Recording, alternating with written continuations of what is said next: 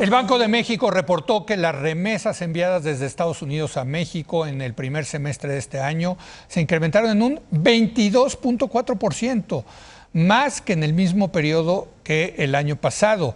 Fíjese usted, se recibieron este primer semestre 23.618 millones de dólares en comparación con el primer semestre del 2020, cuando se enviaron 18.881 millones de dólares. Para analizar el origen y el impacto de estos multimillonarios recursos, saludo a Jesús Cervantes González. Él es director de Estadísticas Económicas y coordinador del Foro de Remesas de América Latina y del Caribe del Centro de Estudios Monetarios Latinoamericanos, el CEBLA. Jesús, ¿cómo estás? Muy buenas noches. Hola, ¿qué tal? Buenas noches. A ver, el otro día Jorge Castañeda, hijo, escribió un artículo muy interesante en el Heraldo de México donde decía que la encuesta nacional de gasto de ingresos y gastos de los hogares, pues lo que demuestra es que muy poco de esas remesas efectivamente llegó a los hogares mexicanos. Yo te pregunto, ¿queda claro el origen de esas remesas, Jesús? El origen de las remesas es súper claro. Son envíos de mexicanos inmigrantes en Estados Unidos, fundamentalmente, que le mandan a sus familiares en México. Y no hay nada irregular en esos envíos. Los envíos están sujetos a controles en la salida y están sujetos a controles en la recepción. El artículo es interesante, pero tiene incorrecciones. Él hace comparaciones con la ENIG, sí. La ENIG como fuente de información. La ENIG tiene severos problemas de captación de los ingresos y los gastos de los hogares. Y en el caso de las remesas es escandaloso. Este tema de que las encuestas ingreso-gasto subestiman los ingresos y los gastos de los hogares se sabe hace como 60 años. ¿Sí? De hecho, hace 50 años en un documento lo plantea Ifigenia Martínez, que era en ese entonces una académica muy respetable de la Facultad de Economía de la UNAM. ¿Sí? Te voy a dar unas cifras. Mira, por ejemplo, la ENIG, todo con datos de INEGI, todo datos de INEGI. Sacamos el cociente del ingreso total de los hogares que sale de la ENIG 2020, lo dividimos entre el ingreso disponible de cuentas nacionales también del INEGI, te da 0.38. ¿Sí? Por otro lado, si agarramos el gasto total de los hogares de la ENIG 2020 y lo dividimos entre el consumo privado de las cuentas nacionales, te da 0.29. ¿Esto qué quiere decir?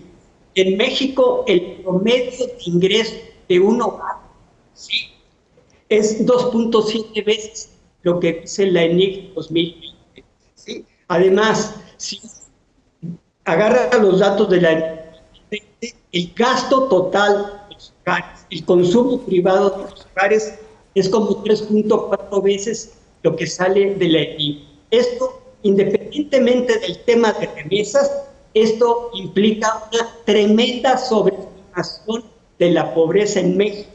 Ello independientemente de que México tenga un severo problema de pobreza y de que se haya agudizado en 2020. La realidad es que no sabemos cuál es el tamaño del problema de pobreza en México, porque lo que hace el Coneval es que agarra la ENIG. Y si la ENIG subestima totalmente las cifras de ingresos y gastos de los hogares, ¿sí?, entonces resulta una tremenda sobreestimación de la pobreza. O sea, si entiendo bien lo que tú nos estás diciendo, es que la gente que encuesta, y eso resulta muy lógico, yo creo que va a sonar muy lógico, la gente a la que le encuestan minimiza sus ingresos, no dice que ganó tanto, y en el caso de las remesas tampoco revela que ha recibido más dinero del que en realidad ha recibido. ¿Es correcto?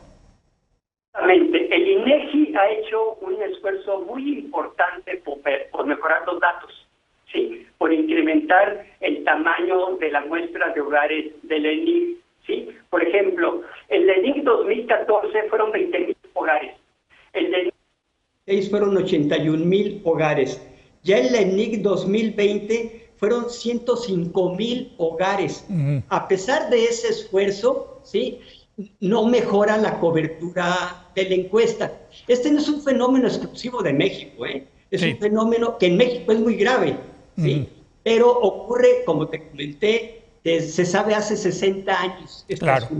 Déjame preguntarte, porque entonces tú no, para que quede claro, tú no tienes la menor duda de que estos 23,000 millones de dólares, que llegaron el primer semestre son de paisanos mexicanos que le mandan a sus familias para que tengan ese dinero extra en nuestro país. Tú no tienes ninguna duda. Ninguna duda. Ninguna duda. Yo fui responsable de la modernización de los datos de remesas en Banxico. Sí.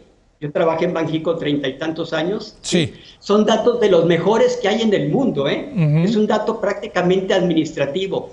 Déjame decirte, nosotros hicimos un trabajo muy detallado con Banorte, porque era un trabajo sobre remesas a mujeres, remesas y género. Y agarramos 10 millones de envíos de remesas, 10 millones de envíos de remesas. Y vimos uno por uno, un trabajo sumamente detallado. Banorte nos dio el primer nombre del que remite y el primer nombre del receptor. Y como nosotros queríamos identificar el género, ¿sí?, del remitente y del receptor, vimos dato por dato, utilizando archivos de nombres, y todos los envíos eran de persona a persona. Para empezar, si alguien quiere lavar dinero con envíos de $350 sería un imbécil.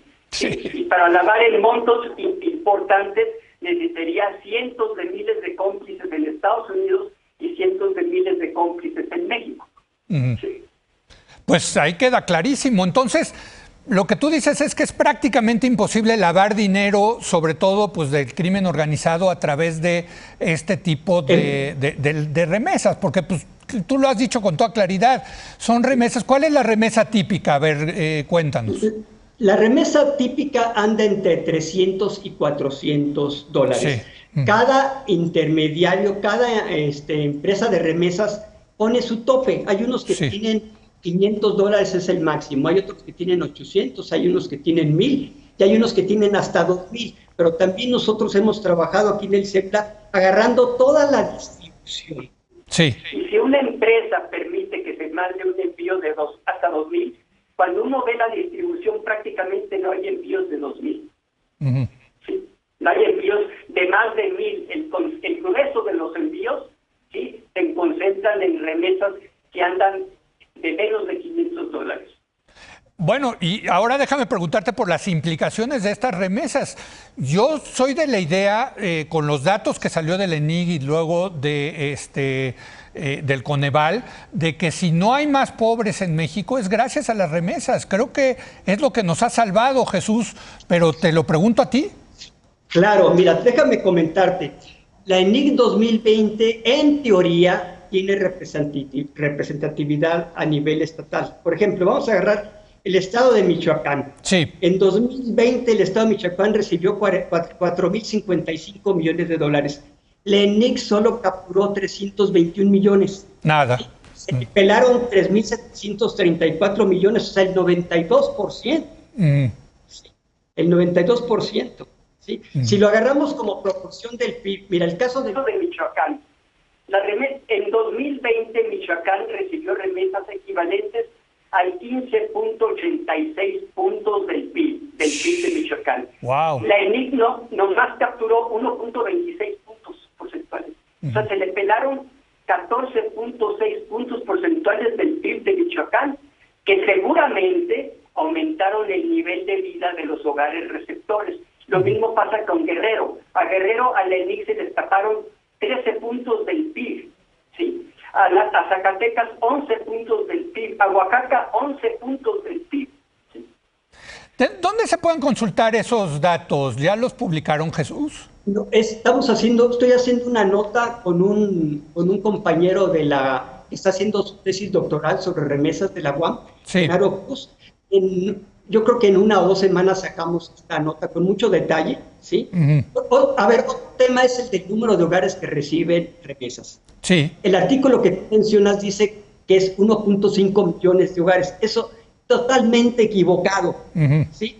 La ENIC no captura cuántos hogares reciben remesas. Déjame decirte, la ENIF, la Encuesta Nacional de Inclusión Financiera 2015, había identificado 3 millones de hogares, pero aún la ENIF subestima el número de hogares que reciben remesas. El número de hogares que reciben remesas debe de ser superior a 5 millones de hogares. Ahora, ¿por qué la gente no da los datos de cuáles son sus verdaderos ingresos? Pues básicamente por desconfianza, ¿no? Claro. Básicamente por desconfianza, aunque tú veas que el encuestador trae su gafete de INEGI y tal, siempre hay desconfianza. Nosotros hemos levantado encuestas en 8 países, en migrantes de 8 países, y les preguntamos todo el detalle de a quién se lo mandan, con qué periodicidad, mucho detalle. Es México, Guatemala, Honduras, El Salvador, la Dominicana, Perú, Bolivia, ¿sí? Y la República Dominicana. Y lo que terminamos haciendo es levantar la encuesta cuando el migrante se regresa. Porque aunque traiga un gafete el encuestador, que es el Banco Central de Guatemala, pues el que tiene desconfianza, ¿no? Claro. Claro, pues te agradezco mucho, Jesús Cervantes González, y esperaremos esa nota para ver efectivamente lo que dicen esos datos. Pero a ver, para ustedes no hay duda, ese dinero entró y ese dinero viene de trabajadores mexicanos que llegaron a hogares mexicanos, para que quede claro. Qué bueno, por cierto, la verdad hay que decirlo. Gracias, Jesús, muy buenas noches. No, gracias a ti, hasta luego. Buenas noches. Viene Mauricio Mechulam, nuestro experto en temas internacionales. Vamos a hablar de lo que está pasando en Afganistán.